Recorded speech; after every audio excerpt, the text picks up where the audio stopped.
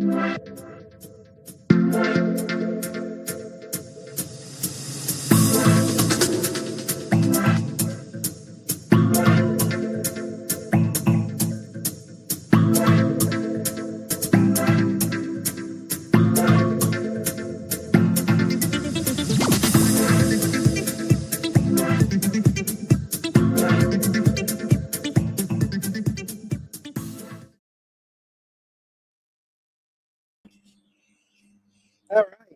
Welcome.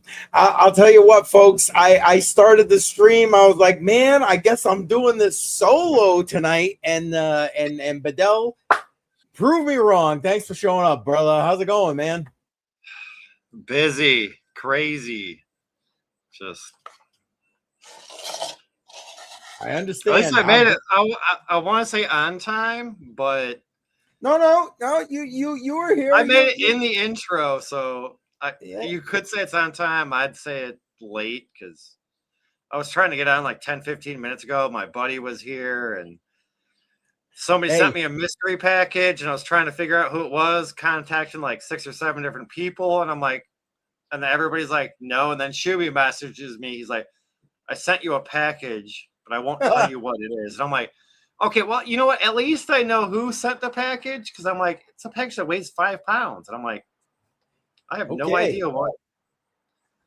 So loving it. No. Listen, hey, as long as it ain't ticking, that's the way I look at it. It ain't ticking, it ain't bleeding. We're good. We're all good. Oh man.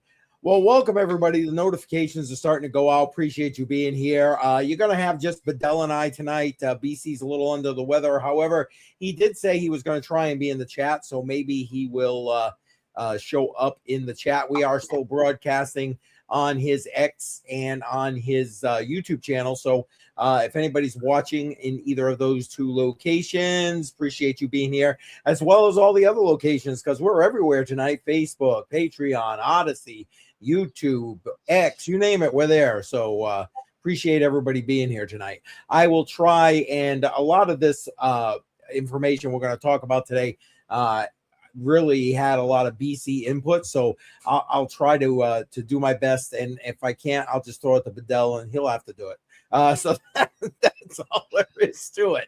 Oh man, on your way in, you know the drill. Don't forget, smack up that like button, subscribe if you're new here, and of course share this thing out.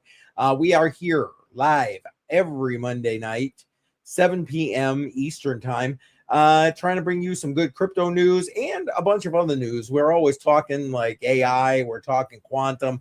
Both of those things are on the agenda for today, as well as we've got some energy talk to put out there. I know Badel likes solar energy, so BC went and seek out a article about how a old coal powered plant was converted for solar energy. We'll talk about that because if you ask me, it's nothing more than a publicity stunt, but that's just me. What do I know? Yeah, but we'll take it on and try and get through that.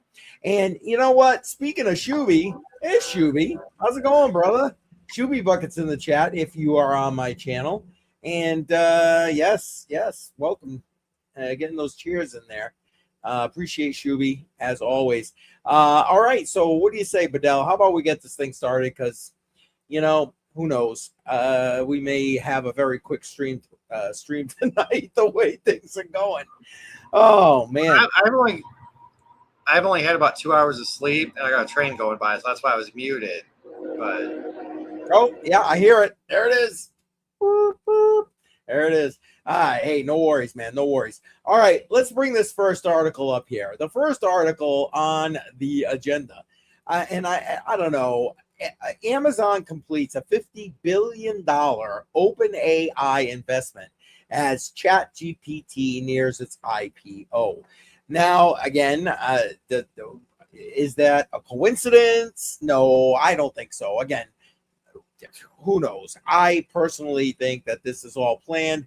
They're trying to corner the market a little bit here, in my opinion. But let's read into this, and then we'll open it up for a little bit of discussion here. This is the basic juxtapose of the entire thing right here. Amazon has completed its $50 billion investment in OpenAI, according to filings with the U.S. Security and Exchange Commission.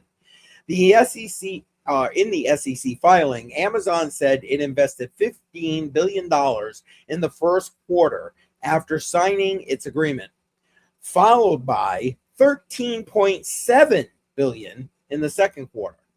It invested the remaining $21.3 billion after June 30th, completing its full commitment. This investment completes one of the biggest funding deals for artificial intelligence. Like, holy cow, that's a lot of money. Sorry, it just is. And I mean, I get why Amazon would want to have their fingers in the proverbial pie. And let's talk this through here a little bit, because I mean, let's be honest. Amazon, is using some form of AI, right? It only makes sense that it would help to streamline their business and how they function within what's coming, as well as where they are right now, streamlining things, getting products out, et cetera, and how they're going to be maybe drone shipping, all that kind of stuff. That's in the pipeline with regard to Amazon. So for them to want to have some input, for lack of a better word, because I'm sure $50 billion buys you just a little bit of input, maybe, with regard to this. It kind of makes sense to me. Like I say, I think it kind of solidifies their input, their influence over this, this AI infrastructure. You got anything you want to add with that, Badel? I mean, what do you think? I don't see how AI is going to make Amazon really that much better, because like I said, a year or in a previous stream, probably a year or so ago, like I helped to build an Amazon warehouse, and anything over $200 is never touched even by a human. It's all barcode scanners and a little flipper that directs it down a conveyor rail, right? So how can AI really improve on that? What, add more conveyors, add more sensors, add more cameras, maybe get rid of the barcode scanners? But I mean, the only thing AI maybe help with, like shipping or telling people or giving people ideas on what they want to buy based off their recent purchases, maybe. But to spend $50 billion on what? A slight increase of profit? I don't see it being worth it. Like, for $50 billion, you could get rid of all your human employees and replace them with robots that work nonstop until they have to get charged. Like, that's the way I feel. But yeah, I'm listening to you. I'm looking at this message, and Dave Digital, welcome, by the way, where he's saying he can't get the stream to play, and I'm double checking it. Badel, I know normally you have it running on a separate tab there. Are you having issues? Because I'm looking at one of my other tabs I have running, and it looks like YouTube is buffering for some reason. I don't know that it's an us issue. I think it's a YouTube issue. Are you having any issues over there? I just pulled it up, and I mean, besides the delay, I don't really see anything. It's not lagging. Gotcha. Well, Dave, I mean, maybe try and refresh your browser. I don't know. That YouTube was buffering there for a while because I could see it on my end, but it looks like it's cleared up, and even Shuby was saying the same thing. So I'm going to apologize, and if you're watching this on the replay, obviously you'll have no issues because it'll all be there, working out well. And it ain't your internet. It's definitely. I would just say it's probably the platform's issue. Yeah. on who we're streaming on, because I've watched so many people for months, almost a year now, and never had issues. And then when they're live, every 30 seconds, every minute, you get 1 or 2, 3 seconds of buffering. Yep. So like, And you step away for 10 minutes, you got to come back and you got to click the live button because you're 30 seconds behind. Yeah, they get caught up. How am I behind? It's live. And it's because that little few seconds of buffering now. And he's saying it's starting to come in now. And so again, appreciate you being here. So Shuby saying it's working now. What's that say? G Gamers. Welcome. Appreciate you being here. And if you're new, you know the drill. Hit that like button, subscribe. Even if you forgot on your way in the door, much appreciated. Share this thing out too. We're here every Monday night, 7 p.m. Eastern time. Normally we have BC PortCorp here along with us. But tonight he's feeling a little under the weather. Like I said, he's going to try and make it into the chat if he's up to it. But the guy's been working his butt off, so I can see why he'd be run down and stuff. So hopefully he'll feel better soon. Just one more thing, to circle back on this whole Amazon thing, Badel, I get what you're saying. Amazon has been like probably like the top tier with regard to automation for a long time in order to, streamline their business. I understand what you're saying. My concern is that or not my concern, I guess my point to saying it could streamline it is, I got to believe that if they've already got this whole, automation kind of dialed in, it can only get better, I think, by adding some AI to it. And maybe even, like you said, if it's like over a certain price range, it's just what it is. Well, maybe to bring it even down more to like where there's so few humans necessary in a warehouse or something like that. Do you know what I mean? I don't know. No, I understand what you mean, but what I was referencing is what I was told and what I witnessed and what I saw, but that was over 10 years ago. This was way before even AI, and it's like, you want to go back a little bit further. I'll give you a little short story. Like, I worked for the United States Postal Service when I was 18 because my mom worked there. And the first day out of high school, I was training to be a postal carrier. And you know what you had to do? You had to hand sort all the mail. Yep. Nowadays, last I knew, it was called DPS, digital postage sortage or something like that, to where everything is sorted for you and you put it in, and it puts it in they called it a bib. And then you would just take the bib and you would all you had to do was count or finger through, like, okay, this address, 123. And then you find where it says like 125, because that's the next house. And then you just pull that, put it in the mailbox. But now they've gotten more where you just put your finger at that marker, grab that mail and put it in the mailbox. And that's why the mail, I feel, is so effed up most of the time as to why neighbors get our mail and I get the neighbor's mail, and I'm not saying that's everybody, but I know it happens to me a lot. That happens often. I'm like, at least back then when you had 5,000 envelopes that you had to hand put into places and you had to memorize all the boxes and the streets and all this, and the boxes were aligned by the route. So you'd start here and you'd end here. And then, you got to go through and do this for hours. And then you got to rubber band it all, put it in a thing, and then put it in your vehicle and then deliver it. Nowadays, they just throw that shit in a vehicle and deliver it. Right. And thank you. Appreciate that. Links to everybody in the description. And especially if you're watching this on the replay, not Mark Dutch in the house. Appreciate you being here. Thank you.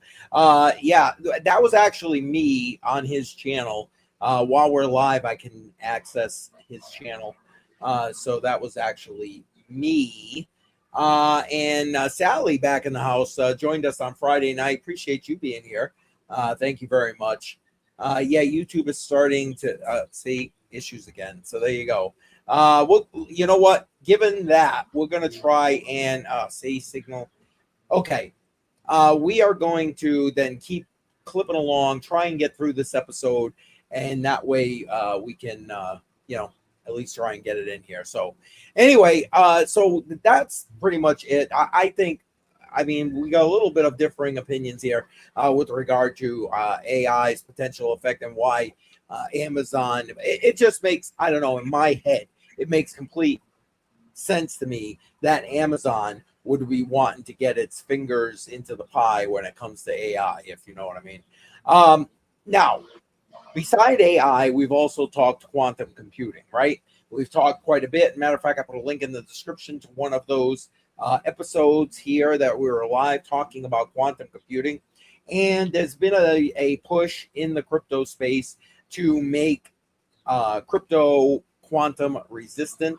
So here is one of the latest things with regard to that. Sorry about that, folks. Freedom Factory launches quantum resistant PQ1 hardware wallet with AI verification.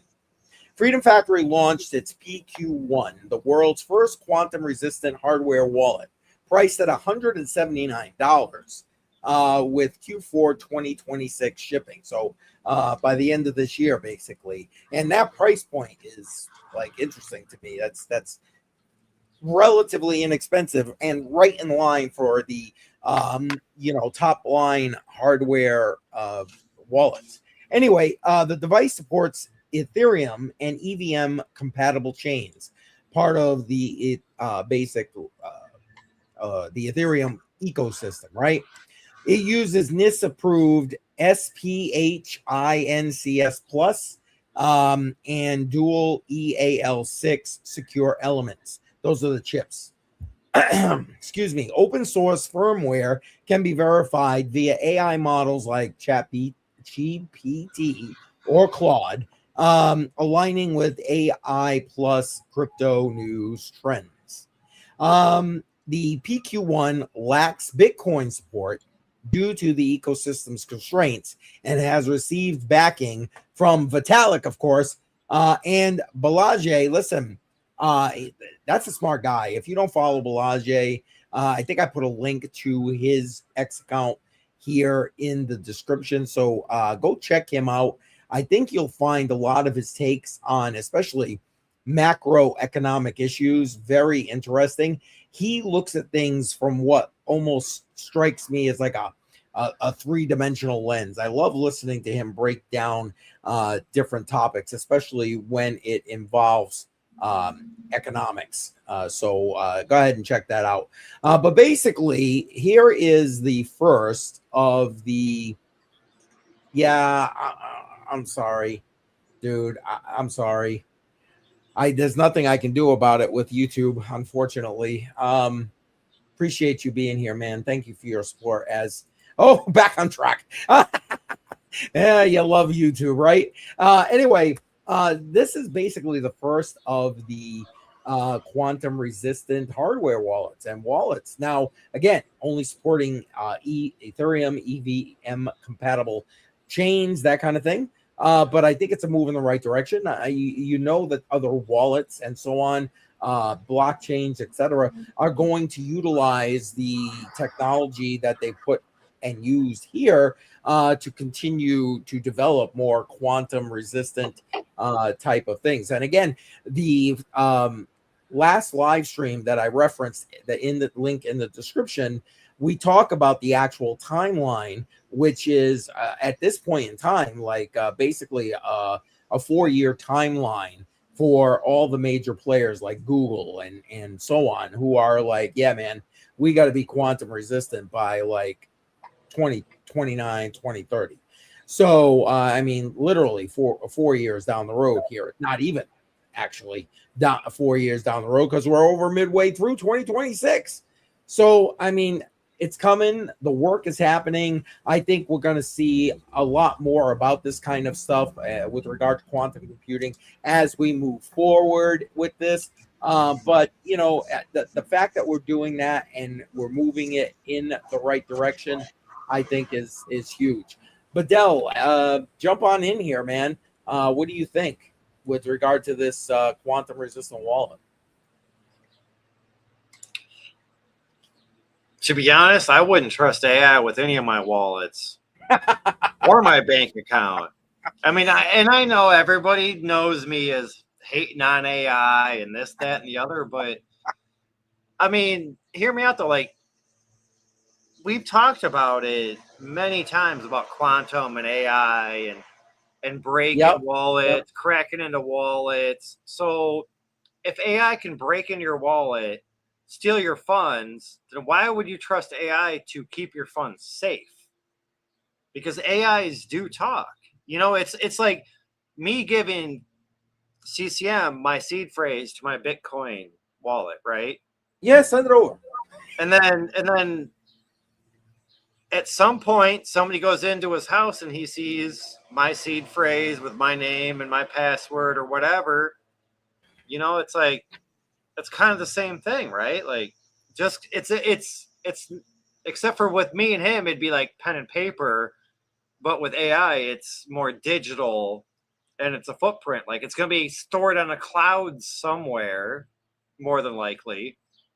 And then some AI is going to find access to that cloud and then find a backdoor or a loophole or whatever to get those seed phrases, usernames, passwords, and all that. And then it's just like, I mean, I feel like for what, 5, maybe 10 years now, they're all I've heard. I mean, not lately, but back in the day was if it's in the cloud, it's there forever. Well, like what is that a short saying? If it's on Facebook, it's true, right? Like, I'm sure a lot of us have heard that because, oh, if it's not on Facebook, it's not true. But just because it's on Facebook doesn't mean it's not true. Like, well, but right now you got to remember the idea that they're talking about. And Jesse, welcome. Appreciate you being here. And thank you. Shout out to you for sharing all this on X. Appreciate you, man.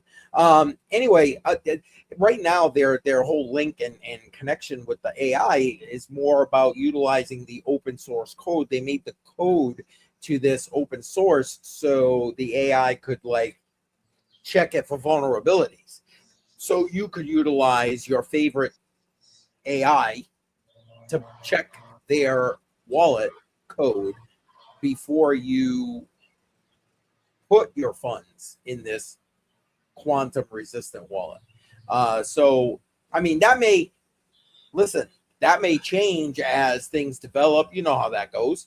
But like right now, that's their play, I guess, for lack of a better word, with regard to that. So, I'm happy to see that they're working on it. I'm happy to see that they're moving forward with, taking quantum and the potential threat of it seriously. And right now, this is the initial salvo, the opening response to that. And again, the price point, I mean, $179. You can't really, I guess you can't really quibble about that too much. I mean, we could go back 5, maybe 10 years, right? And just say Bitcoin node wallet is the best way to do it. Put it on a hardware wallet, or not hardware, on a hard drive, and just disconnect it from the internet.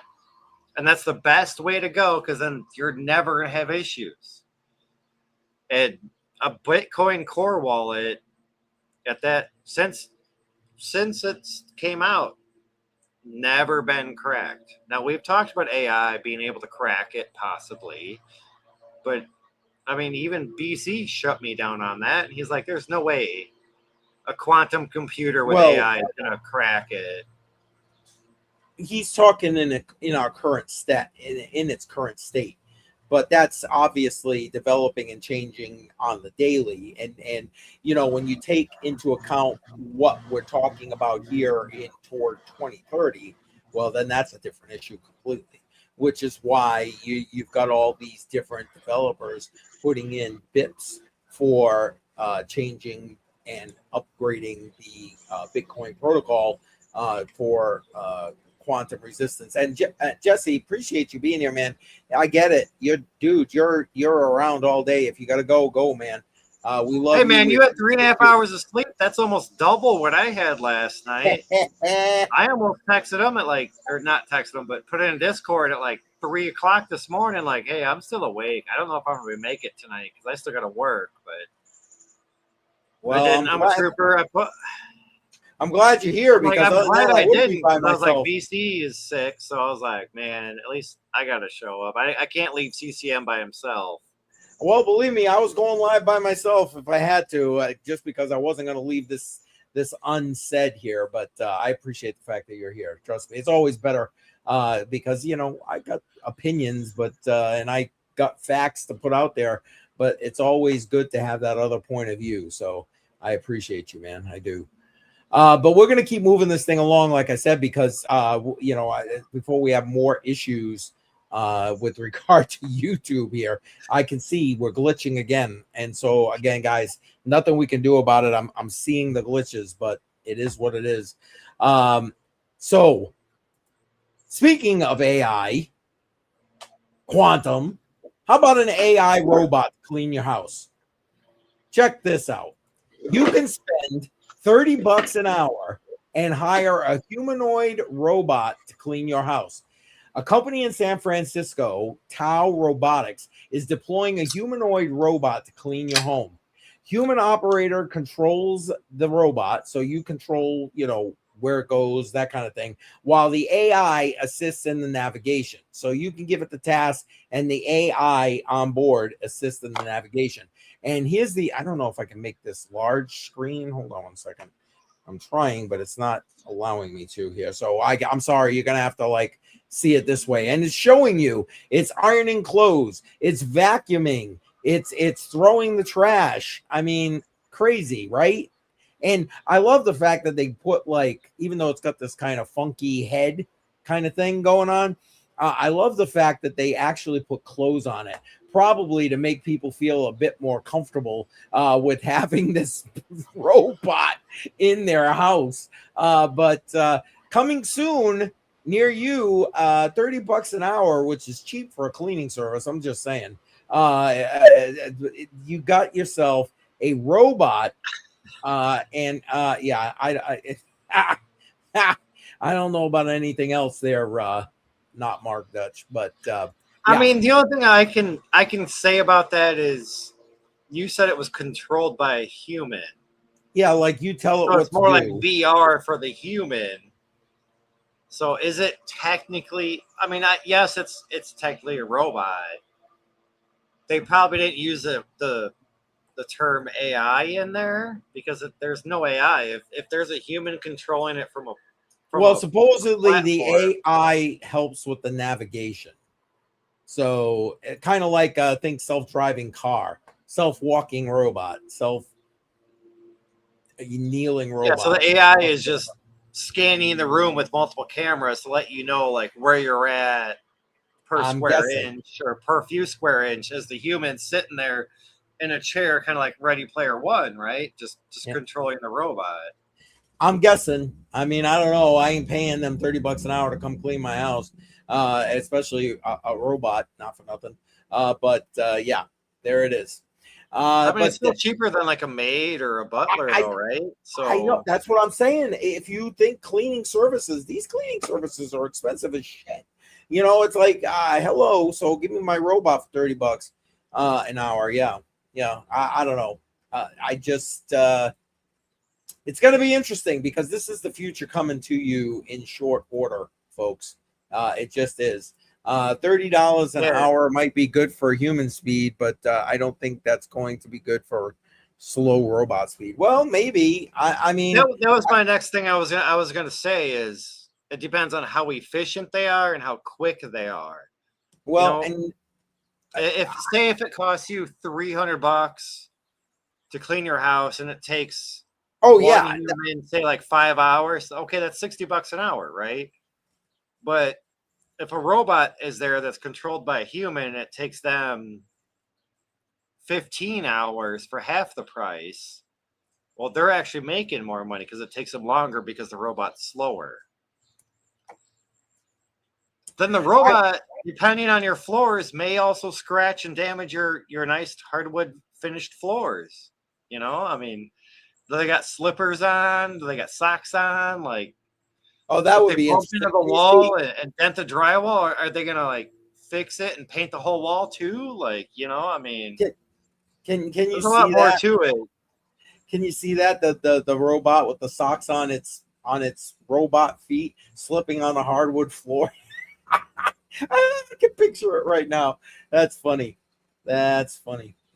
Oh man. All right, let's keep this thing going. Yeah, here we go. Did you guys see this? Russia basically trying to get or putting out a warrant for the Telegram founder Pavel Durov. And now this has been an ongoing thing for a while. As a matter of fact, if I remember correctly, I think this is something we mentioned. I want to say it was here on this live on HODL the line, maybe a few months back now, with them trying to basically give them a back door to Telegram so they can, check for the terrorists that are using Telegram to talk to each other and all of these other things. But let's oh God, I hate these things. Come on, close. And of course it won't close. Anyway, Russia's Federal Security Service charged Telegram founder Pavel Durov with aiding terrorism activities and placed him on an international wanted list, the agency said on Wednesday. The FSB accused Telegram of failing to remove channels, chats, and bots allegedly used by Ukrainian intelligence and extremist groups to coordinate sabotage, attacks, and cyber fraud inside of Russia. And listen, he faces life in prison in a nutshell if he is arrested here, because I wouldn't want to be sitting there with my faith in the Russian judicial system. But the fact that these governments are attacking privacy platforms just speaks volumes to me. And it was something, if you weren't aware of it, I wanted to bring it out there. This one was brought into this stream because of me, frankly, because I wanted to get that information out there and make the awareness of this. Because I'm sorry, everywhere, in my opinion, everywhere I turn lately, it's like privacy is under attack. It just is. And just back to last Monday's stream, like I said, which started Friday's stream, about the whole privacy thing, flock cameras, all that stuff.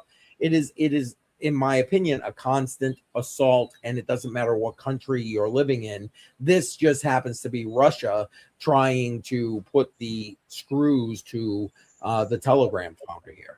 Badel, I know you probably got an opinion on this, brother. So go ahead, bring it in. Just be careful. Don't get me like demonetized there.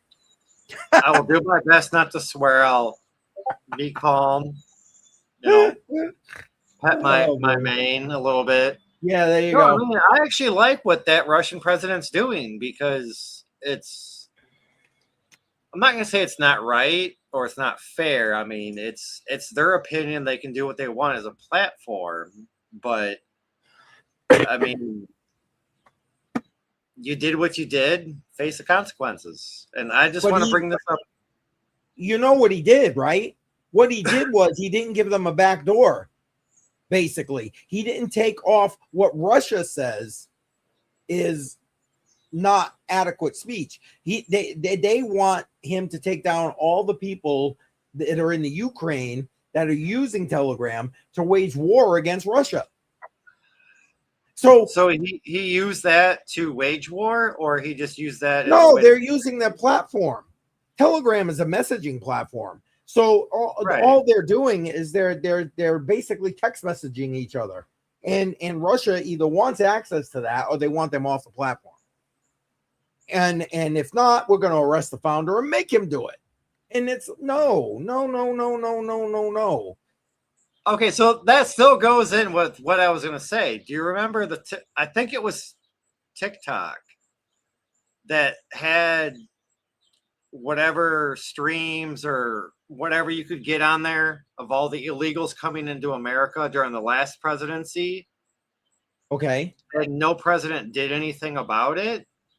And they just called it out. But I'm like, at least a president of another country, granted, it's not the same thing of illegals, but kind of the same It's thing. not even They remotely actually the same found it thing. and they were like, look, we're going to press charges on you if you don't stop it. I mean, we were told that TikTok was banned in America, and that happened what, for like 2 or 3 days it was banned? Okay, you're talking two different things. A TikTok is a social media platform. This is a messaging app, a secure, encrypted messaging app. That's like saying you can't message people on Discord that are at war with me. And if you do, we're going to arrest you. But at what point demonetized? Is privacy? My turn. You know, I mean, like, we're on the internet, we're talking, and okay, obviously we know it's not privacy of what we're talking about, but like, what is privacy really anymore nowadays with all the AI and all the other stuff involved? It's like, okay, but you listen, I don't disagree. Now, the effectiveness of the privacy, that's a different conversation. You know, how effective is Telegram's encryption and this, that, the other thing. Because again, this is about Telegram, right? And there are other encrypted messaging apps like Signal, for example. Hell, the U.S. government uses Signal. But my point is, no government. That's like saying again, oh, this guy, he's running for president. He can't have a voice. No. You should not be able to tell people, I don't care who you are, what president, what country, whatever, what they can use or what they can't use. Or you should have access to be able to see it. I mean, look, Facebook rolls right over. Law enforcement has complete access 100% on their own logins for Facebook. So nothing you say, and if you thought it was protected there somewhere, yeah, not. But this here, I think, is a completely different animal, in my humble opinion.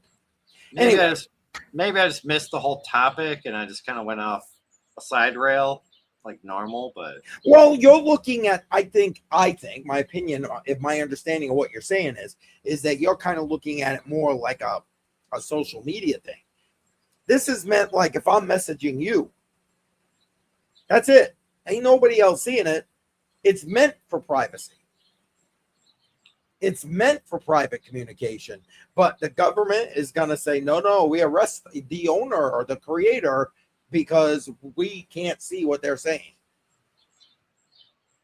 Oh.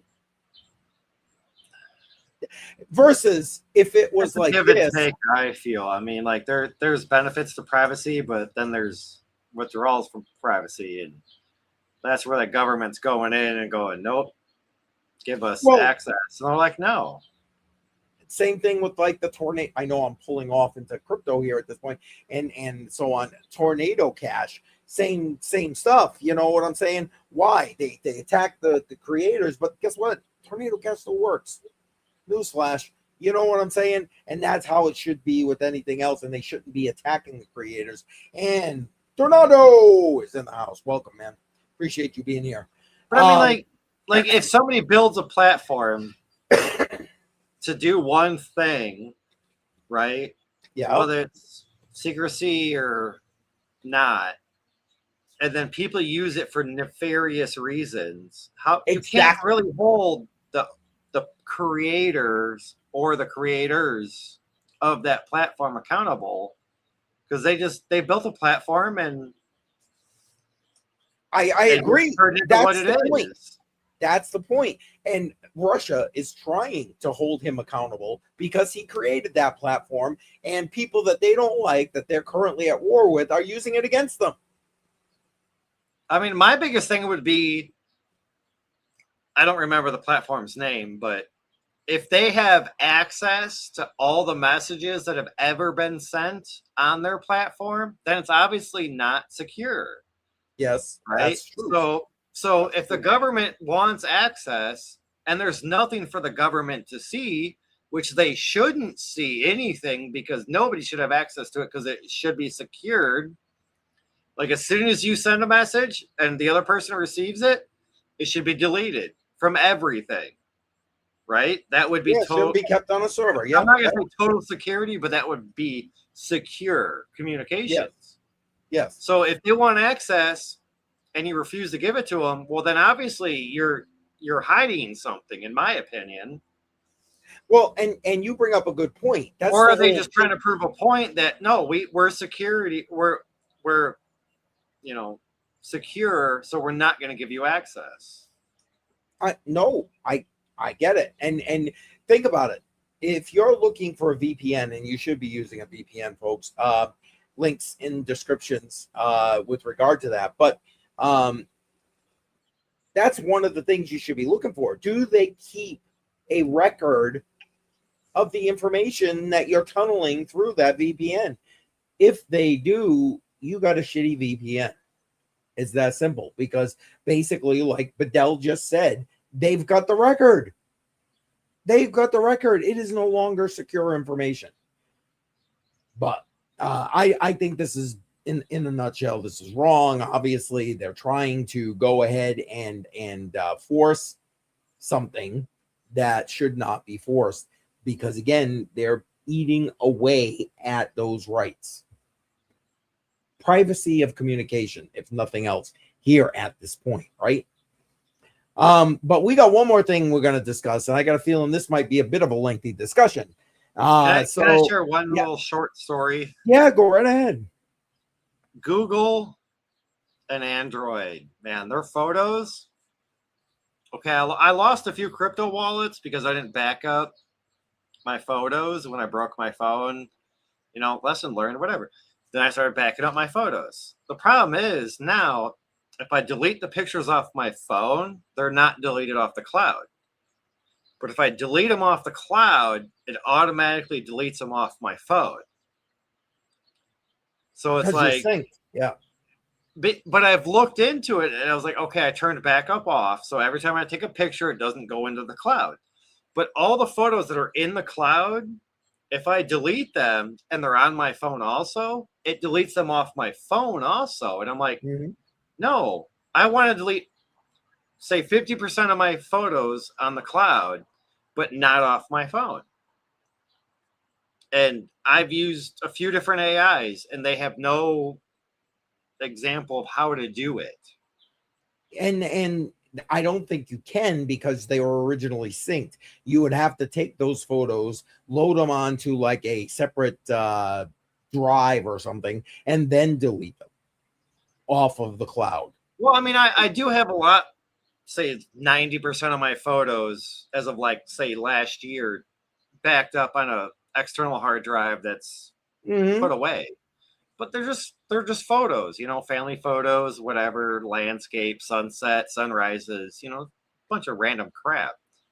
But it's like, I'd like to have access to like certain photos on my phone or on the cloud. Well, I can't. But after you delete them, then you take them off that drive and you can put them back on your phone. That's my point.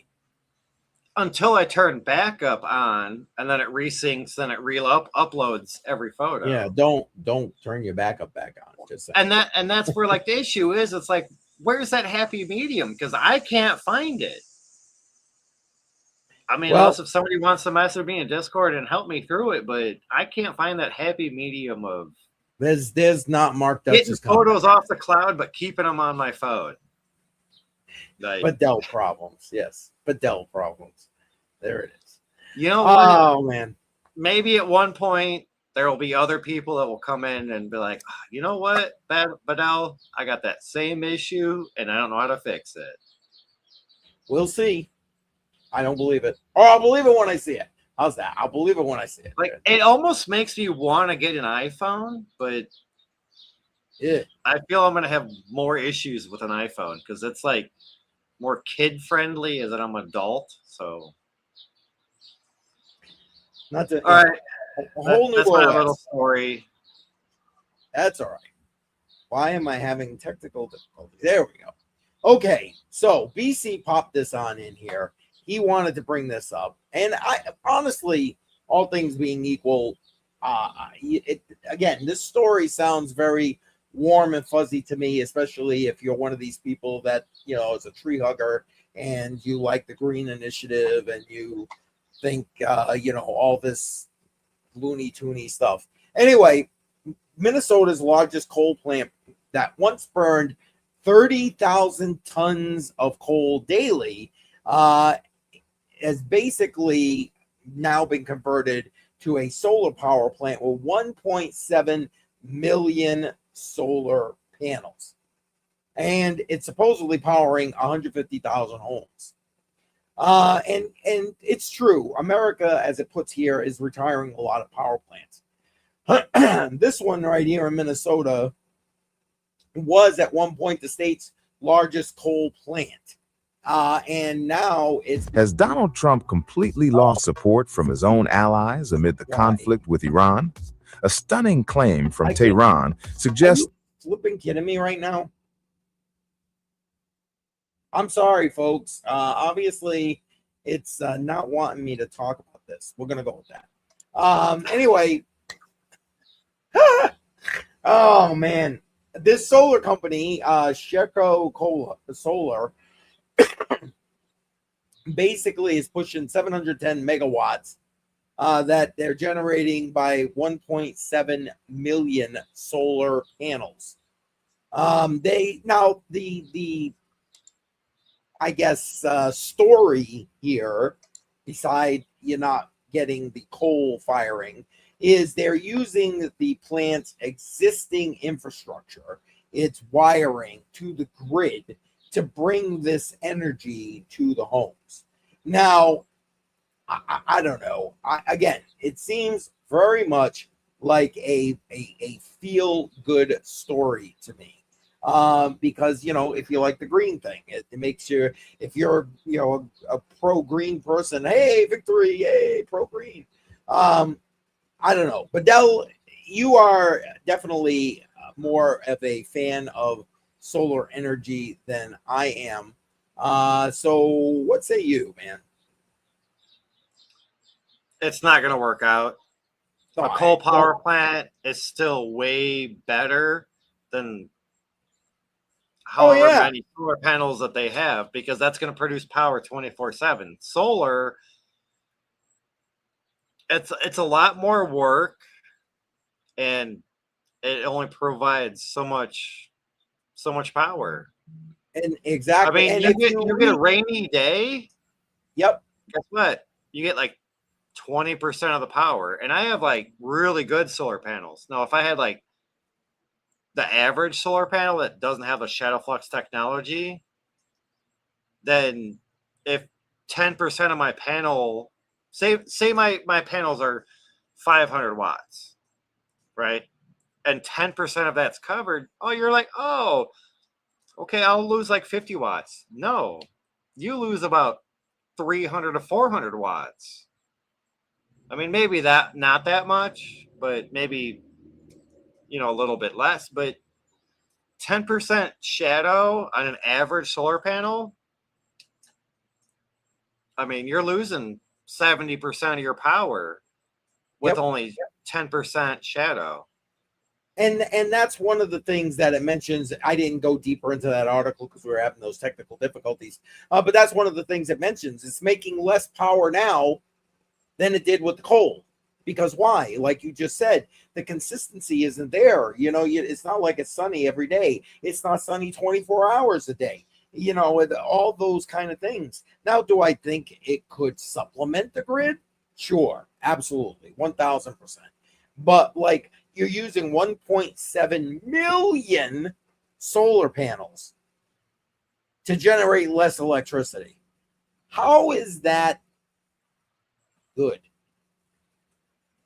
I'm legitimately asking. Convince me. I don't know. And I'm not asking you, Badel, per se. I'm at whoever. I'm just putting it out there. I don't see how that is a good thing for the environment, because you got to make the damn solar panels. I'm just saying.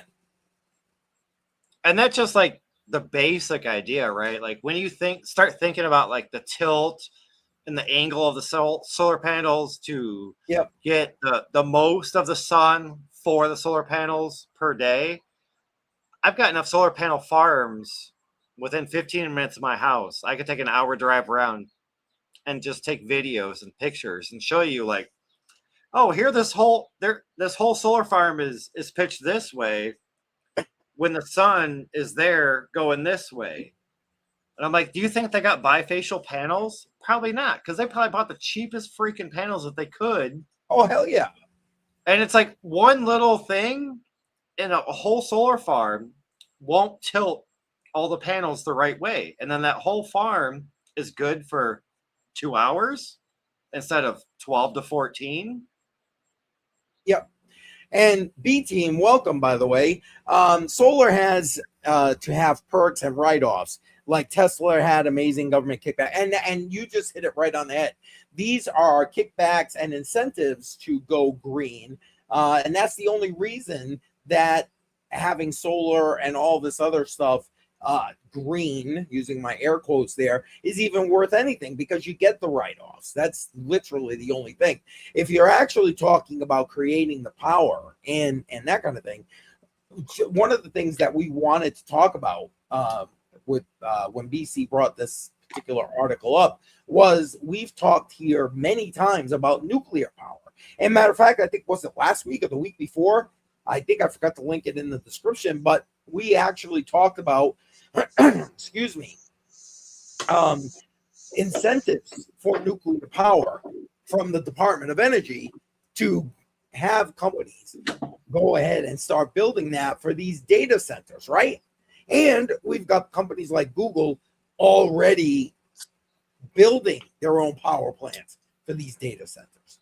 So I think at least our current level of technology development, nuclear power seems to be a bit more on the money, I guess, for lack of a better word.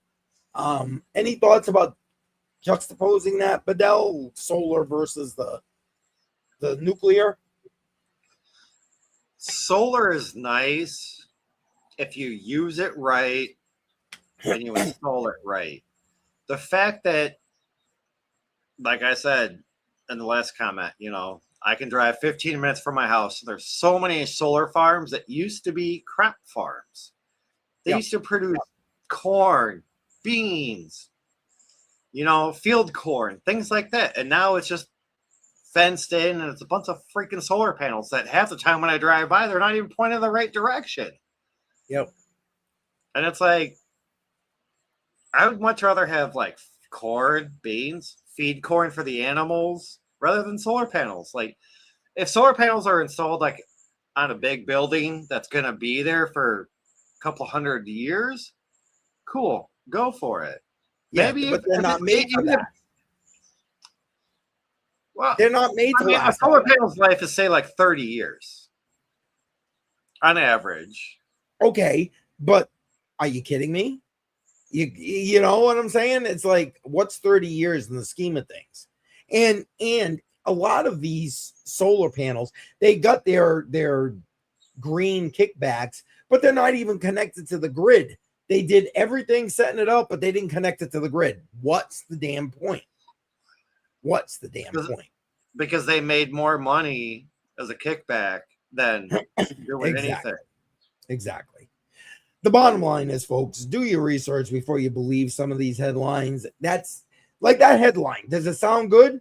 Hell yeah, sounds great. Yo, pat me on the back, man, going green.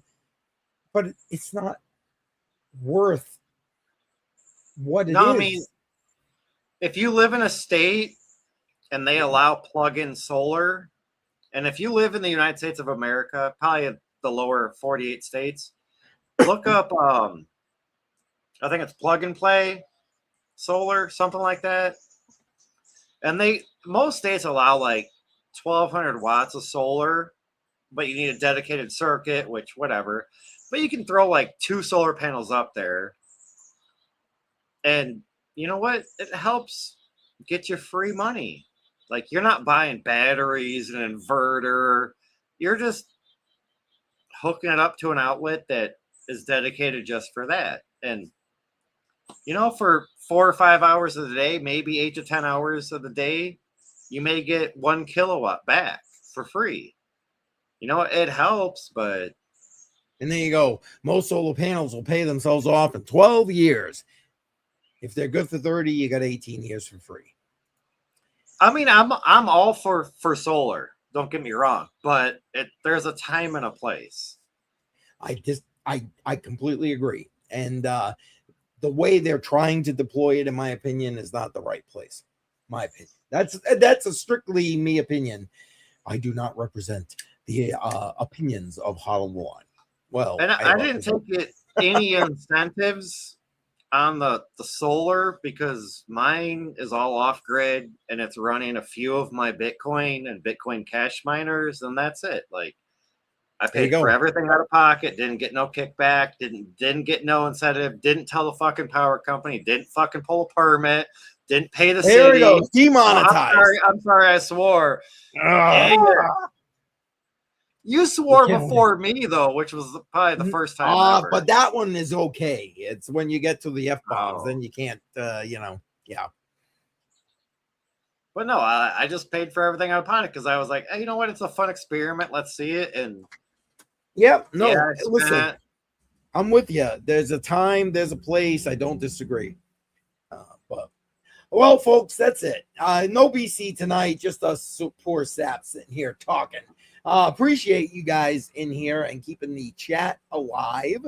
You know the drill. If you're heading out, like, subscribe, share. Appreciate all of you for being here.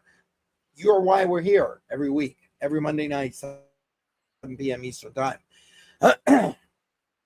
Listen, tomorrow night, 6 p.m., 100th episode of Matrix Money tomorrow night.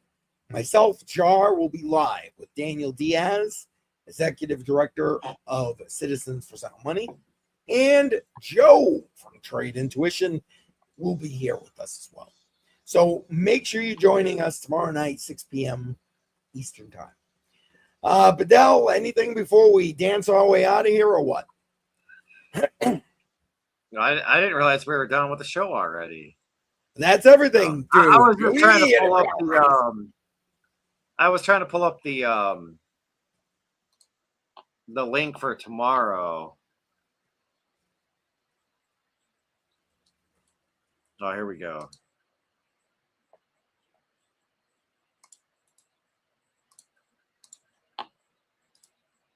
No, that's what I was just trying to do is. No, that's fine. But yeah, appreciate it. And thank you. Badel just dropped it in there for everybody. And Jesse has been sharing it on X. Thank you. Shout out to Jesse again for doing all that. Appreciate you guys being here. And tomorrow night, we're going to do a couple of giveaways. We've got a Tangent wallet to give away. We got some swag to give away. So, come on, spend some time with us tomorrow night. We'll probably be on for a couple hours, just kind of celebrating. We're going to look through some of the previous episodes we've done, stuff like that.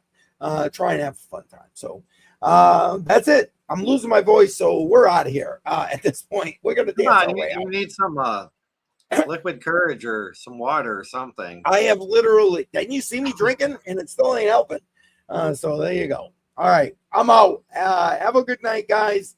And like I said, join us tomorrow, 6 p.m. Eastern time. And have a good night, everybody. Thanks for joining. Take care. Yeah. Screens glow. Timeline scream. Same fear, different day. Lock in. Huddle the line. Don't blink, don't fold. Hands stay steady when the stories get old. Charts go wild, but the dace is fine. Mindset, grounded, battle calm. BC breaking down the noise. Hold the line. Yeah, we ride that grind through the fear, through the foot, through the echo chamber signs. They panic, sell. We design the climb. Hold the line. Yeah. Old school charts in a new age storm. Seen cycles born, seen cycles torn. Zoomed out vision, long-term frame. While the feed chases candles, he studies the game. Macro whispers, history rhymes. Patience weaponized over time. No panic button, no rush to speak. Just fact.